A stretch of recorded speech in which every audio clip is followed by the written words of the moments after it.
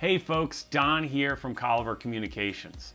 As I'm working with companies like Panasonic and Adobe to relaunch their trade show presence, event managers are concerned about their booth staff keeping up with venue COVID cleaning protocols. Let's face it, booth folks traditionally aren't that great at keeping the booth clean. Well, here's what to do. First, make sure you have a disinfectant that's EPA approved for coronavirus. You can find a list at the link below. Second, be sure to train your staff on disinfectant dwell time. That means how long the surface must remain wet with disinfectant for it to do its job. I actually learned this by becoming a certified Global Biorisk Advisory Council technician. That's GBAC.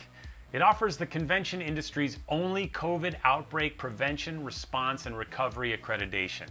For a link to the EPA's approved disinfectant list and more about the new convention exhibitor protocols, check out my blog post below.